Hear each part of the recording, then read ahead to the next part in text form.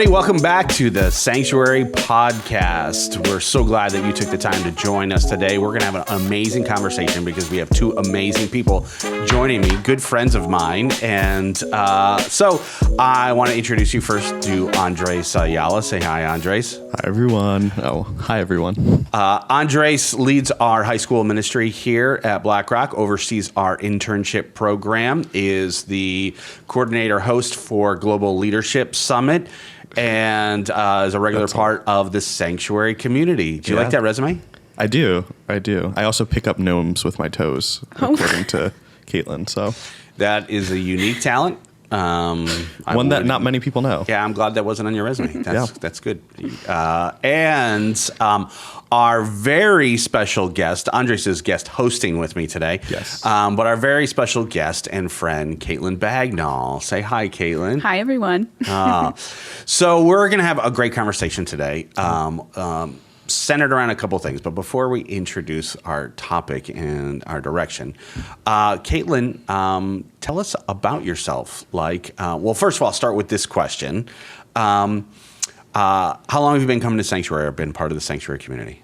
So last fall was when I started to be a regular in Sanctuary. And then I started to dive in from there. And I was coming to Black Rock in the mornings and started to do Thrive, which is the middle school ministry. Yeah. And that's how I got really involved. That's awesome. So almost a year. Mm-hmm. That's awesome. Kaitlyn, so tell us about yourself.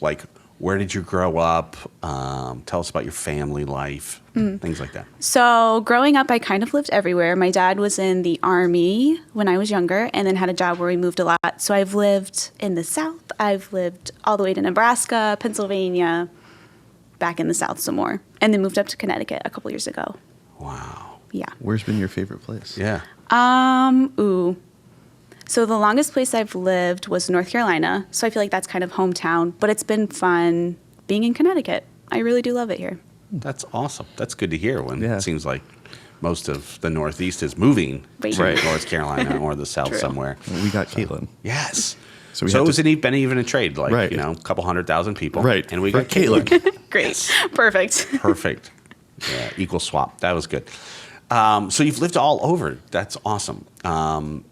What was some of the best bits of moving around? I love an adventure, and I love starting fresh somewhere. So it was kind of exciting to always be on the move, next adventure, who are the new friends I can meet, what are the new places I get to see? So that was one of the best things. And then that really helped our family grow closer together because for a little bit when you first move somewhere, you get really close because you don't have anyone. So it was a special time for my family to be really tight-knit and then do these adventures together. And then now that we're settled down a little bit more, we still go out and do adventures together. So it's a special time with my family. Do you have any siblings? Yes. I have two younger brothers, Carson, who's 13, Caleb is 17, and then I have an older sister who's 27. 27. Kimby. Yeah. Yes. Now, originally you came up to Connecticut to be near your sister, is that correct? Yep. I have two nieces, and that's why I moved up to Connecticut. Nice. Yeah. That's awesome. Yeah. Yeah. That's the best bit about being an uncle or an aunt, because you get all the fun. And then you can bring them back when you're done with them. It's yeah, you hand them off. There you go. Take the kids back. Exactly. It's a dream come true. Yeah. And then you can also kind of mess with them. Yep. Right. For sure. Teach them all the, pranks. Yeah. Yeah. Bad habits. Fun. That's right. And then, payback for the mistreatment of your siblings. Right. When you were a kid, right? That's true. So, Andres, you have a whole gaggle of nieces and nephews. A whole gaggle. Yeah. Yeah. How many do you have? I have 4 nephews and 1 niece. So there's a lot of them. And that's just the beginning. Those are the older 2 siblings. Eventually, my younger siblings will have kids too, and it'll be too many kids. So this is totally off topic, but who cares? Because we haven't started the topic. So what do your nieces and nephew call you? Oh, I'm Auntie Kaitlyn. Auntie. Okay, Auntie. So in Spanish, uncle is Tío. Mm-hmm. So sometimes they call me Tío, sometimes they call me uncle.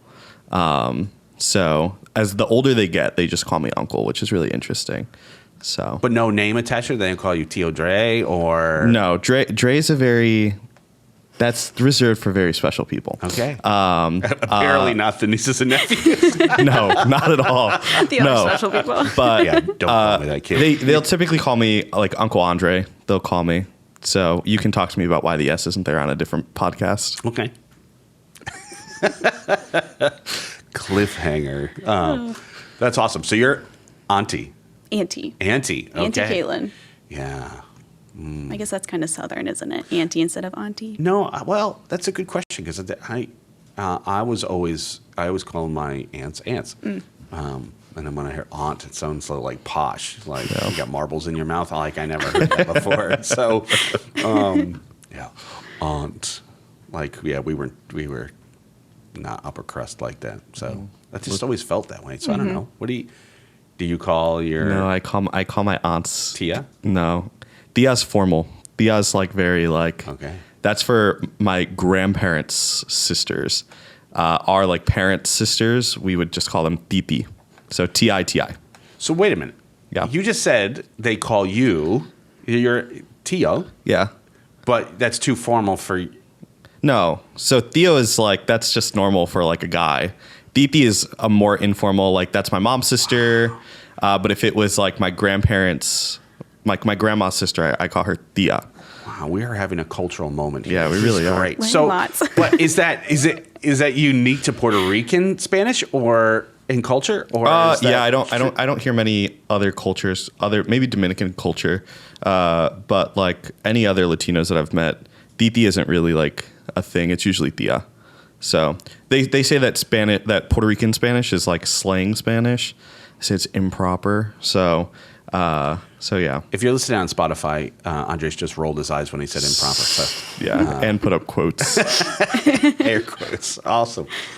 So Kaitlyn, you've been living in Connecticut for a couple of years now, but you, like you said, you said growing up in different places or living in different places, kind of created a love for adventure in you.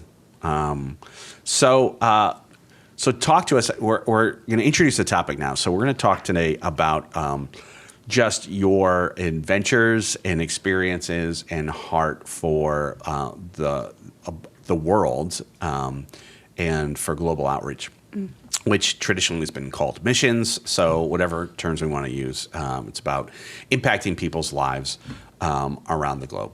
So yeah. Why don't you talk to us about like how did you first discover or first have a heart for global missions? Yeah. Okay. So when I was maybe 12 or 13 years old, I had this realization and I was like, okay, I think I want to be a missionary. What does that look like? I just always had a heart for people. I'm an empath. Like I just want to help people. I want to be around people. And I just didn't know what that meant at that age. And my mom was like, okay, we have to jump on this. We have to figure out what is she thinking? Like, what's going on here? So at 13, I went on my first mission trip to Haiti in Lakai. So it was a couple of years after the big earthquake, and we went to do a VBS at an orphanage. And it was just, as soon as I was like on the plane, on the way there, I was like, okay, yes. Something's going on. Like there's a fire in my heart. What is this?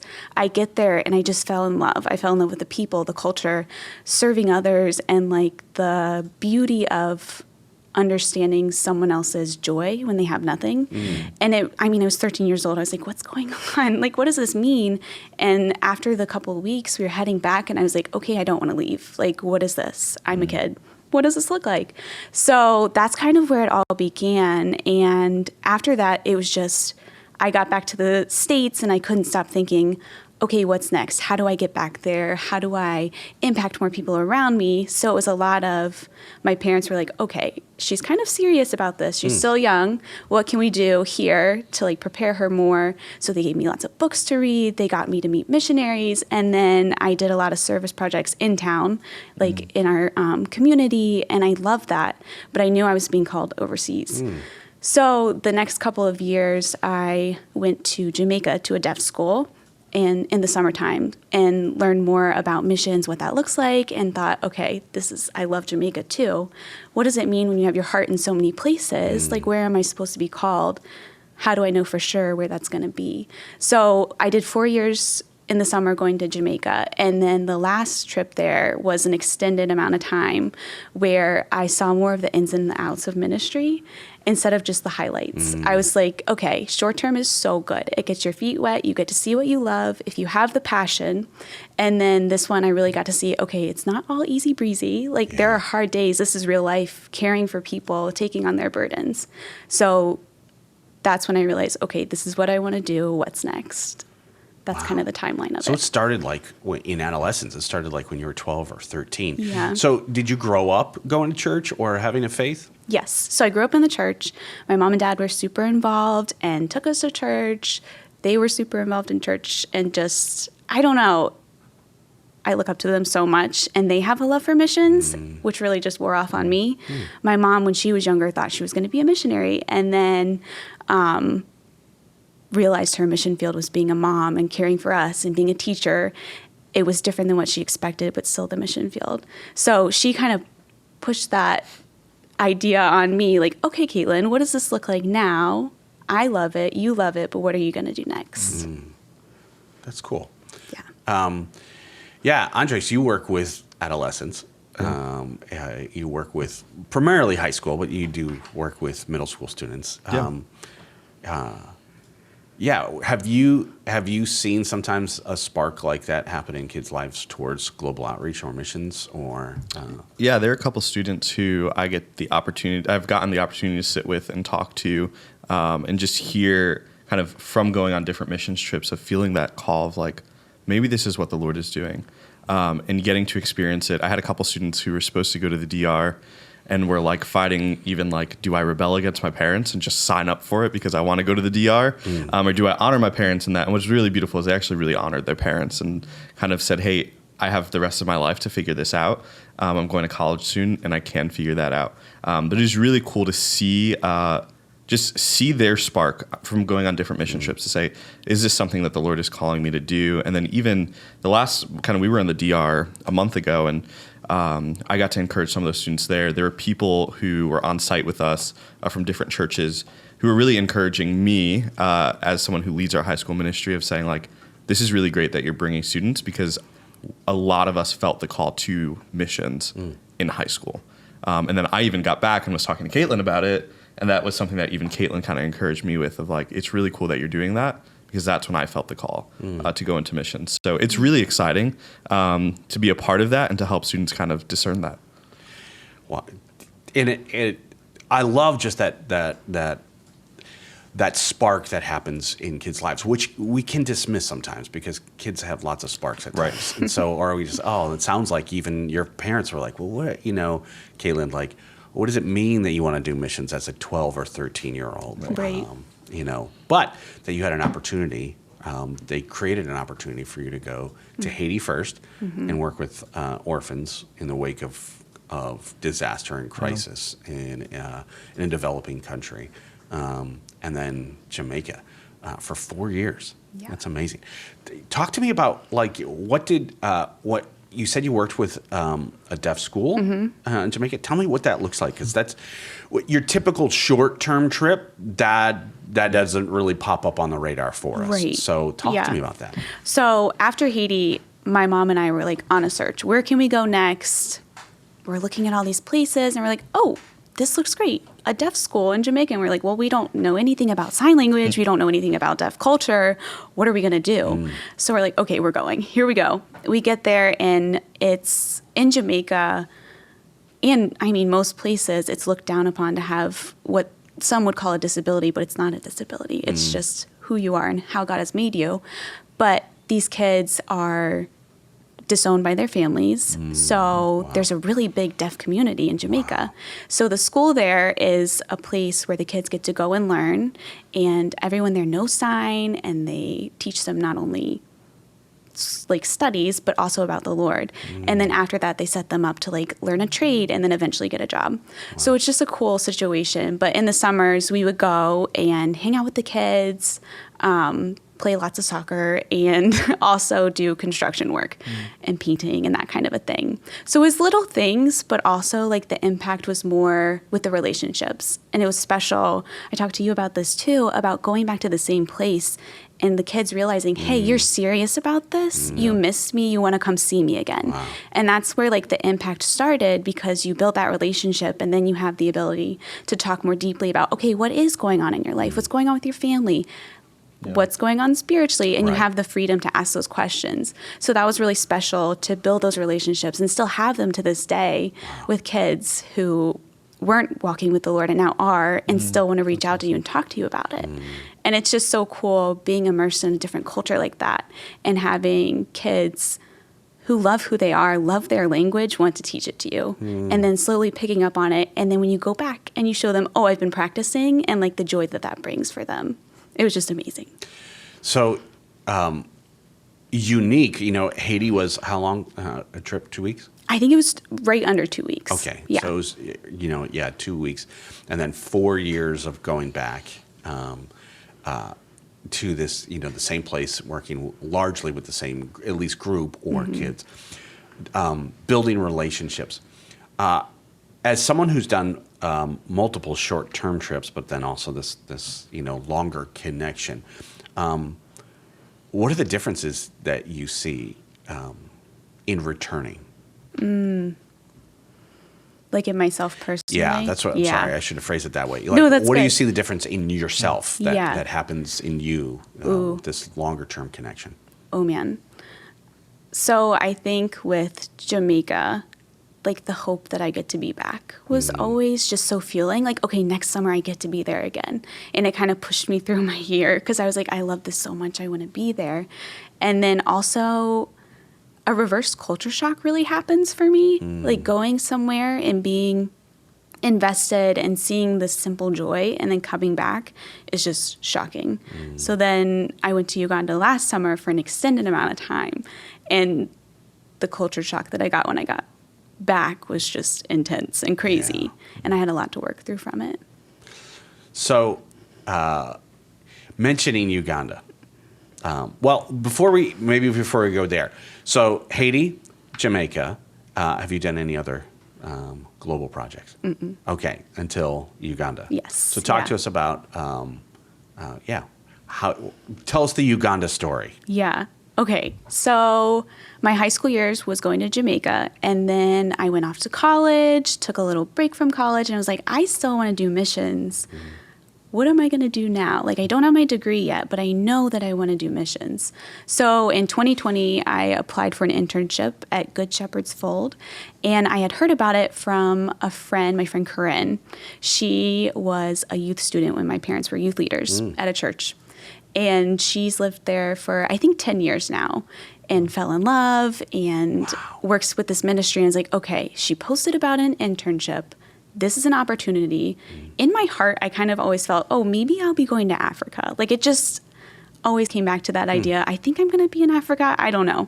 So I applied for the internship. I ended up getting it. And then COVID hit. So it got postponed. And at first it was just, strikes again, right? It was really disappointing. Yeah. But it happened. I was like, okay, Lord, here's the thing. I've waited this long. I can wait another year. And it's just going to be even more sweet when I get there. So then 2021, I went for the internship, and I went from May until August. And absolutely life-changing. That's cool. Tell us about Good Shepherd. Oh, man. So it's a children's home is what it's called. They have many parts to it. So the first part is the children's home, where they have kids come in and they take care of them. And instead of like an orphanage, how it's all about adoption or finding them new families, the goal in Uganda, the culture is family is so important. And they're trying to find any connection that these kids might have to their family. So whether it's finding their parents, or if their parents have died, finding extended family like an aunt or an uncle, and then reuniting them. So the goal is not to have the kids there forever and not to send them out for adoption, but to reunite them. And it's really cool. They partner with the families and have the families come in, teach them how to be a family, and then about who Jesus is. And then once the relationship is stable with the kid and the family, they integrate them back into their families. So it's just a really cool thing that's not really normal. So it's not like the traditional orphanage. Right. Yeah. It's different. They're they're actually trying to, it sounds like they're trying to keep families intact. So this is potentially a place where they can create a safe place, because kids without families are vulnerable. Kids without parents are vulnerable. Yeah. And that's true across the world, whether it's Haiti or Jamaica, or as Andres has gone to Dominican Republic, or right here in America, like in Western culture. And God created families, so I love that. That that's the heart. There is no perfect family, and so, but it's still God's desire for us to grow and to live in community and in family. And I think that our heart for the kingdom of God is so entrenched in what God put in your heart for missions, for global missions. And I love how God continues to weave that, whether it was in your life, giving you a heart's desire, and then in Haiti experiencing, working with kids, and then in Jamaica working with a different subgroup of kids that sounds like had their own vulnerabilities, and then ultimately to Uganda. I'm gonna ask this question for both of you guys, because you've both done some level of global missions. How has that impacted your relationship with Jesus? How is God using you or doing, overseas to impact others? How has that impacted your walk with Christ? That's a good question. I feel like for me, it helps me see a bigger picture perspective. And also, I've never grown so much than when I was in Uganda, and the realization that it was some of the darkest days when I was there. With COVID happening and everything, it was just they didn't have a way out, but there was still the joy and like the peace, and praying for every single need every second of the day just really stretched my prayer life and has changed the way that I think about prayer since I got back. And instead of it being like, oh, I need you, it's a constant conversation with the Lord. And I think that's one of the biggest things that I've learned through that. That's good. Yeah. Stretching. Yeah. Yeah, I think just seeing from a different perspective of even the way that other countries or other people groups experience who Jesus is. Here it's so easy for us to get so caught up in the, well, I don't have this, or this, I don't know that God is good, or I'm not getting what I want. But you watch people who have nothing and they're just so open to the goodness and the faithfulness of God to receive all that Jesus has for them. And it's not about I think for us, it's so like the material things. What can I get from God? For them, it's just the experience of God. And I love even, we got to go to a Haitian service one Sunday that we were out there, and just seeing like the way in which they worship was just so passionate, so on fire. And it was just a really beautiful thing. And it was even stretching for me of like, how do I worship when I don't know the words to a song, when I have no clue what they're saying? How do I worship in the same way that they're worshiping, and seeing the passion that they have? And I think even kind of, I have a different perspective of even leading trips and getting to see students interact with that, and helping students kind of grapple with like, what are they experiencing? The tensions that they're experiencing, seeing a different culture played out in front of their eyes. And like, I had multiple students this past trip, like, we don't live like this. Who just lets people into their house? If someone was to come to my house, I'd be like, what are you doing here? What do you want from me? Yeah. Yet these people welcome you into their house, and instead of saying, what do you want from me? It's like, what can I serve you? And it's just so beautiful. Like, that's not our American experience. Our American experience is, what are you here? What do you want? I have things to do. You need to leave. But these people stop everything to say, yeah, we'd love to just sit and talk with you. And it's just really beautiful to get to experience that. And it stretched me in how do I think about hospitality and taking care of other people. Yeah. Yeah. Kaitlyn, you have anything more to add to that part of it? Oh, man. Is it okay if I share a little story? I would love that. Okay, cool. So one of the biggest, I mean, one of the hardest days, but one of the best days that I've ever had in Uganda was a hospitality day. And it was, I was working on child sponsorship. So working with the children, they have sponsors here in America where they write letters to them every year. And most of the kids live on campus, but this particular child had been reintegrated with his family. So I had to go into the village to go see him. So it was quite the experience. I've never experienced anything like it. I've never seen such poverty in my life, but also such beauty. It's just like a huge juxtaposition of like the beauty here, and then right here's the poverty. And I went on this little adventure with my friend Janae. She's a social worker who's Ugandan, and we hired 2 boda drivers who are motorcycle drivers to drive us into the village, and it was amazing. So we're going down the dirt roads in Uganda to this village, and all of a sudden we turn off, and it's just funny because I'm very obviously out of place, like the red hair, freckles, blue eyes. It's very exciting for everybody. And to go in to see this little boy who is he has a huge disability. He can't move. He's in a wheelchair. And we show up, and he's sitting there on the ground, just covered in dirt and flies. And I was like, oh, my goodness, like, what's happening here? What are we doing? And then seeing how, as soon as we arrived, his family's so excited to see us, and they wanted to show us hospitality. So they clean up everything. They're washing the little boy. They're getting a table set up for us. They set out chairs. They put little pieces of fabric for us to sit on, and they just want us to be welcome. And a phrase in Uganda is, "You're welcome." Just like your presence is welcome. Be free. Come in. So you go and you are sitting here in something that you don't expect, but the beauty is there. This child is full of joy. He's loved by his family, and it's not the standard that you would expect in America. And that's really where I had to like adjust my perspective.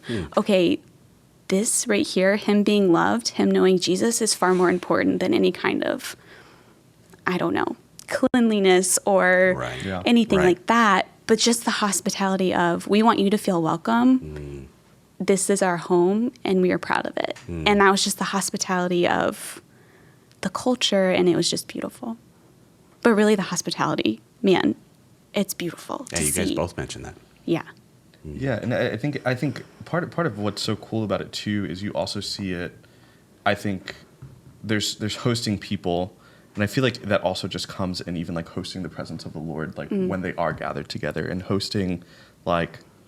It's easy. When it's easy to host people, it's so easy to host God and welcome Him in, And I just think that that's really beautiful because it's something that we don't always do well. Because in our, at least I'll say it for myself. I'm always thinking about, well, what's next? But to actually have this mindset of people are more important, God is more important, so I can sit with people. I can sit with the Lord. And to see that played out in their lives is just something that I think is really, really beautiful. Let's follow that thread because I think that's a really keen observation because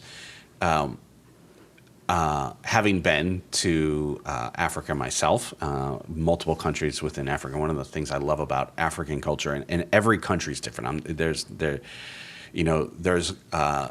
There's cultural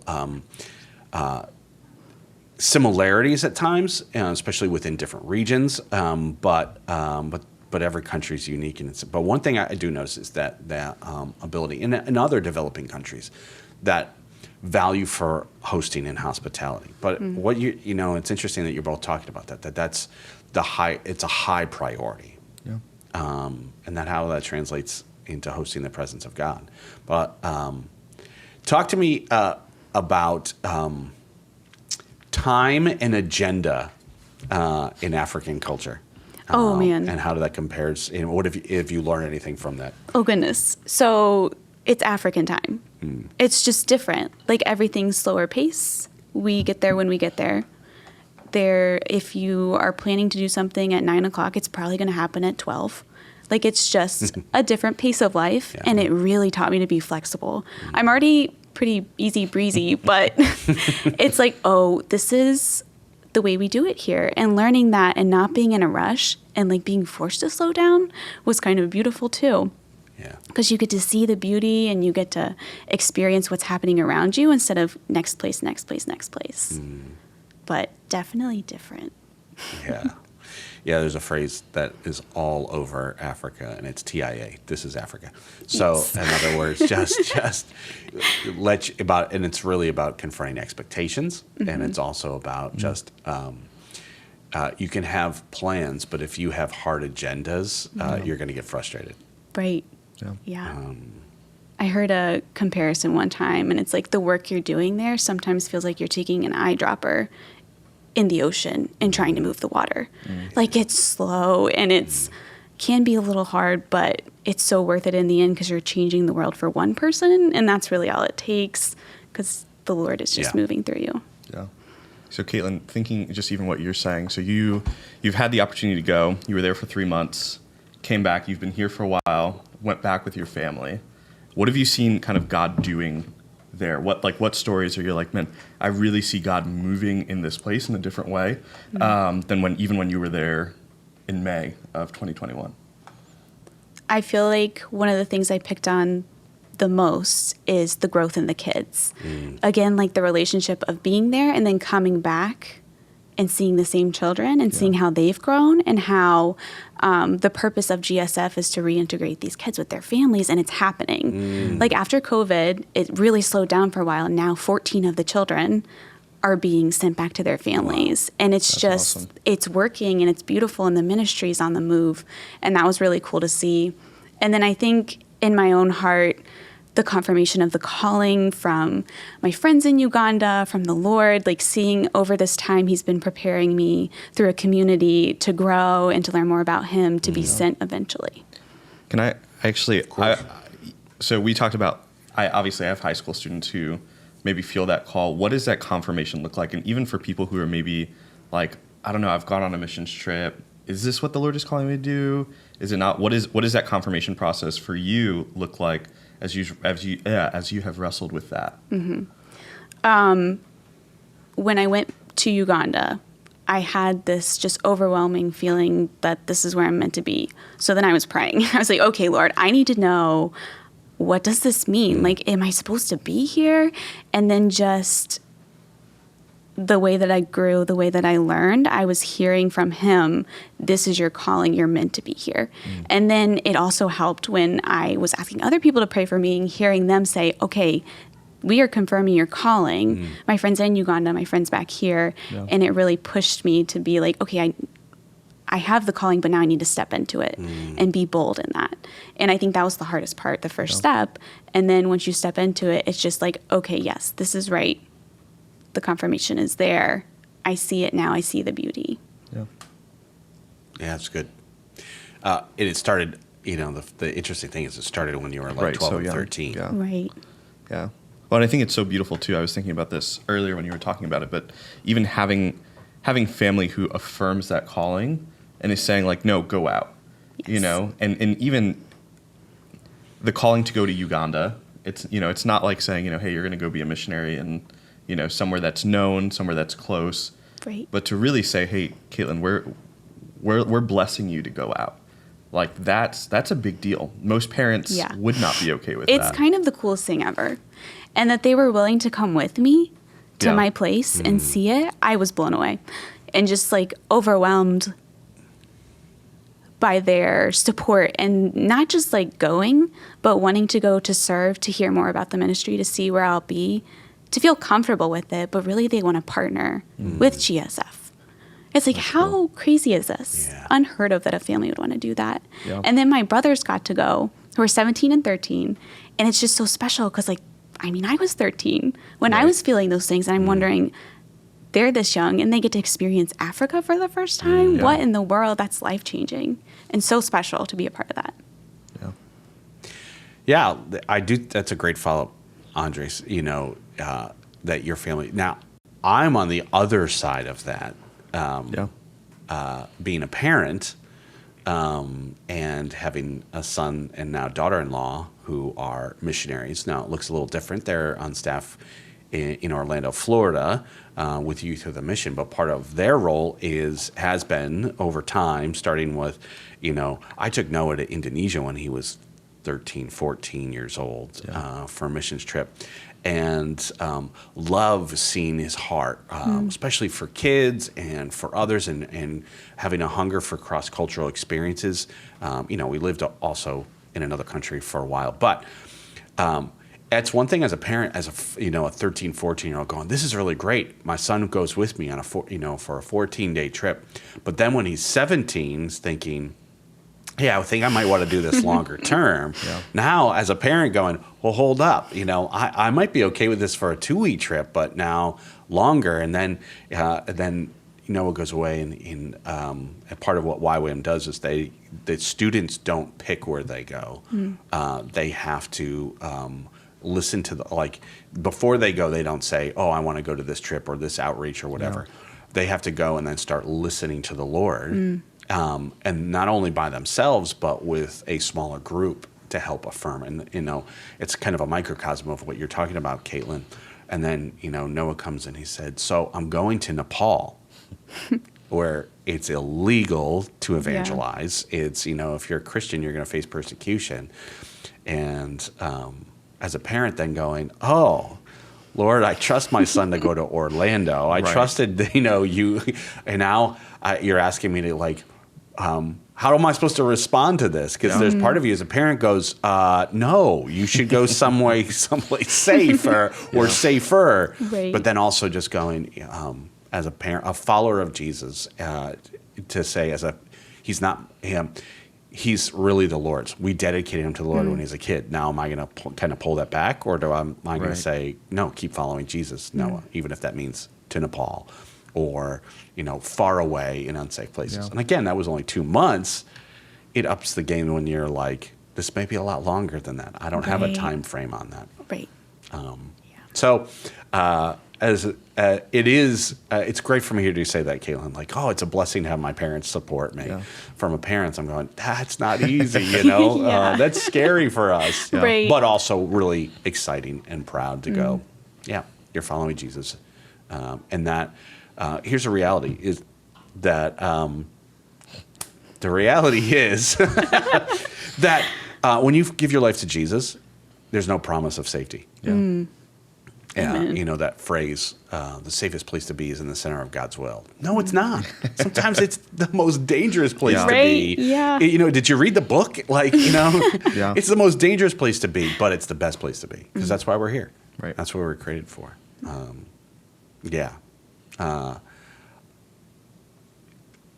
Kaitlyn, a couple follow-up questions. One is this: how can, after doing these trips, after going longer term, and after now looking at the horizon of being sent and going there for a long-term period of time, how can your friends and family and community here, what could you say to us to go this would be a huge support to me? This would be a huge help in partnering with me with what God's doing? I feel like prayer, and then being in the loop, keeping up with what I'm doing. I think the communication of my next steps and prayer through that as I'm making big decisions. And then once I'm there, the support of friends and family who are praying, but also visitors. I would love to have visitors. That's something I would love. So, yeah, but definitely the prayer for the big decisions, the transition, and the new life there. Yeah. Like we said, staying in the loop. Because there is sometimes that you may probably feel that out of sight, out of mind. When I am across the other side of the planet, do people really care what I'm doing now, or only when I'm back and I'm sitting having coffee with them and they're asking me questions about what's happening on the other side of the planet? Right. I could see where that's a great reminder. Staying in the loop so that means reading your updates, looking at your social media to see what's going on in your life, things like that. Checking in. That's awesome. In visiting. Love visitors. Really, if someone was to come visit you, is there any special goodies from America that you can't get in Uganda that you really would enjoy? Man, microwave popcorn. I feel like that's a good one. Okay. Goldfish. Goldfish. As in like Pepperidge Farm goldfish. Yes. Not like actual goldfish. No. Okay. Like the snack. It won't Smiles get back. through customs. Right. The snack that smiles back until you chew on it. So Right. that's good. Yeah. So I feel like those things are fun always. Yeah, that's good. Yeah. That's awesome. Okay, then what would you just suggest to someone who is like, hey, I've surrendered my heart to Jesus. I want to follow him. I want to make an impact in the world. What would you suggest to someone who is kind of in that place of saying, hey, I want to make an impact. I just don't know how. Ooh. The next step is to step into it and to go. Because you don't know if you're called until you step into it. And I think one of the most important things that can kind of be, I don't know, I feel like short-term missions can be looked down upon by some people because it's like, how much of an impact can you make? But here's the thing is, if you don't go and experience that, you might not know that it's your calling. Right. And it doesn't matter how much impact you're making if it's impacting your heart too. So I feel like going is a good first step. And then talking to people who have been and saying, okay, is this something that I'm willing to do? Is this a lifestyle I'm willing to live? Yeah. You said something earlier too that I think is so important. In when you were talking about kind of that, I felt called to do missions, but I served locally. Yes. And I think it's really easy for people to look at what you do, what people like even what Becca Lubert did, and kind of see the sexier side of missions. And like, oh, I really want to go away to a different country and, take pictures and show people what I've done. But then it's like, but I won't even talk to my barista when I go to the coffee shop. Or, oh, there's this local missions opportunity to serve urban impact or to serve, right here, but I can't do that. But I want to go away. And I think it's so important of you even saying like, yeah, the big trips were important, but actually leading up to that, doing the smaller things made a really big impact as well. Oh, for sure. And being involved in your community and your church and volunteering and doing all those things is just a great step too. Yeah, I affirm all of that because, the last thing we want to do is just like set up global Christian tourism. Right? Yeah. That's good. Instagram trekking through the jungles and having other people pay for it. That's, you can have lots of adventures with Jesus, and we've talked about that, but this is different. This is not about me, but it definitely impacts your life. In fact, the greater impact is when the less it's about you. And it is all those things that you talked about, confronting, challenging, stretching, changing, and seeing God work in that and through that. So I love that. That's such a practical suggestion of, in like what you were saying about personally supporting you and others who are on global mission with God. But then also for those suggestions of going, hey, if you even have a thought about it, try it, go. And both across the street and across the globe. Yes, for sure. Because something I can tell you, but on a lot of those plane rides overseas, nothing magical happens on the plane. Exactly, right? It's the least magical no, thing. Exactly. But that's absolutely right. And I can tell you some of the most powerful trips I've done or I've seen students do or other people do have been locally or even domestically. Like you went to Louisiana, Andres, last year with a group of students. Yeah. I've taken students to West Virginia, to Virginia. We did one to upstate New York, which was a rural and impoverished area. That was like a 2-hour drive from here, 2 or 3 hour drive. But it was life-changing to say the same thing. Like, there's vulnerable people. There's people without hope or without Jesus or without help everywhere we go. And Kaitlyn, one thing I want to kind of reiterate with that. It's God was touching your heart as a 13-year-old. But it sounds like God was really capturing your heart when you went. Yes. And now you're like captivated. Yes. With that. Kaitlyn, would you for those who are listening right now, who may be on that spectrum of even having God touch their heart, but they're not yet captivated, or they haven't gone or captured, we're all in this journey of partnership with what God's doing in our world, and building the kingdom of God wherever we are. But for those who are listening today, would you just close us off with just releasing a blessing over anyone who's listening towards what God's heart for the world? Yes. If you have any inkling that you have a heart for missions, this is my encouragement to you to step into it boldly and to move forward and to serve God in all you do, if it's your neighbor or going across the world. But if it's there, you got to step into it courageously. That's awesome. Yeah. That's awesome. Great.